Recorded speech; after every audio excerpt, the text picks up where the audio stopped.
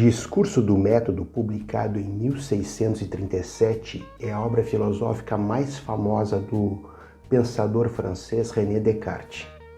Em sua época era comum escrever em latim, mas Discurso do Método foi publicado em francês, já que o filósofo queria atingir um grande público com essa obra.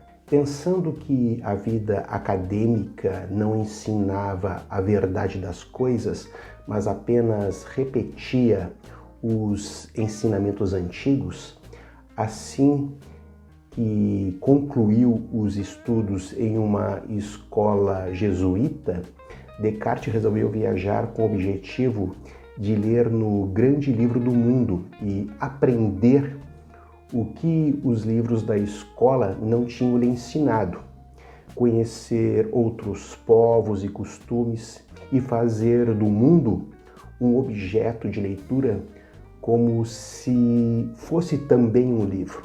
A preocupação nuclear central de Descartes era nada reconhecer como verdadeiro sem que antes tivesse sido examinado por sua razão e por um método baseado na dúvida radical. Nada, nenhuma ideia pode ser qualificada de verdadeira se não for foco objeto de um questionamento profundo que nos autorize a chegar a princípios e proposições de fato inquestionáveis.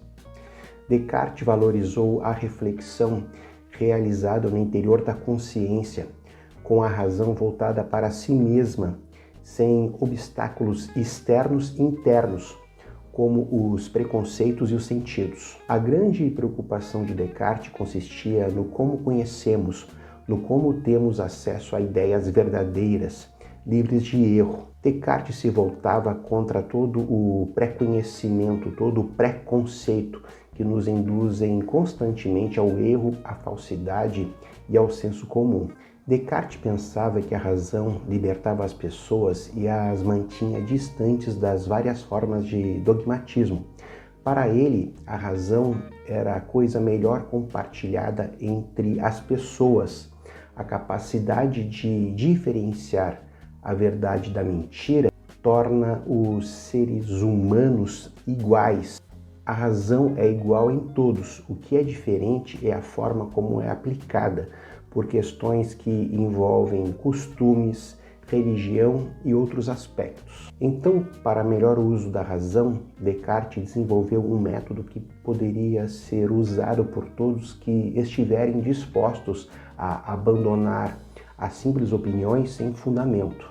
A intenção dele no livro não seria ensinar um método para cada pessoa conduzir bem a sua razão, mas mostrar como ele conduziu a dele. Ninguém estava obrigado a imitá-lo, mas ele estava bastante satisfeito com os resultados do seu método. Descartes entendia que as pessoas que têm um melhor raciocínio organizam melhor seus pensamentos, e pensamentos mais organizados são mais diretos e compreensíveis, e dotados de um maior poder de convencimento.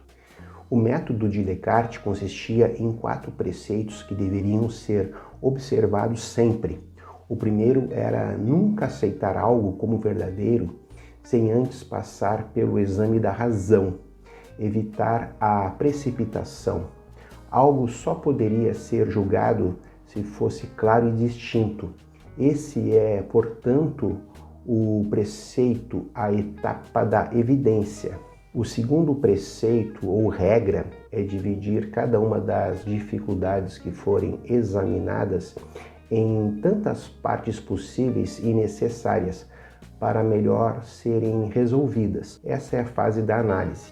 O terceiro seria conduzir o pensamento por ordem, começando pelos objetos mais simples em direção aos mais complexos, sem deixar de supor uma ordem entre os que não se precedem naturalmente uns aos outros.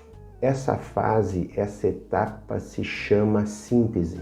E o último preceito seria fazer sempre revisões gerais para se chegar à certeza de nada omitir, sendo essa a fase da revisão. Com esse método, dizia Descartes, ele podia usar tudo em sua razão, se não perfeitamente, pelo menos da melhor forma possível. Para enquanto ele, Descartes, não conseguisse atingir conhecimentos seguros e distintos e chegar a uma conclusão, ele criou uma moral provisória para se guiar, que consistia, entre outras coisas, seguir as leis, os costumes de cada país e seguir também os homens mais sensatos. Ser firme em suas ações e seguir as opiniões mais prováveis, controlar os desejos e as paixões ao invés de tentar controlar o mundo exterior.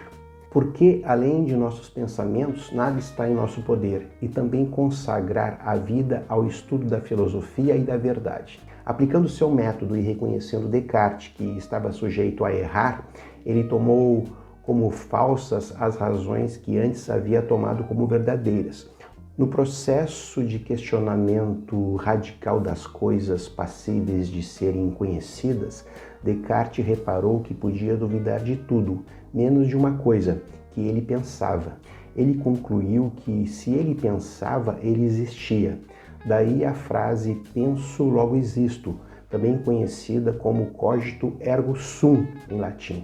Essa verdade, penso, logo existo, para Descartes era firme e inabalável e é considerada por ele como o primeiro princípio da filosofia, um verdadeiro ponto de partida para filosofar.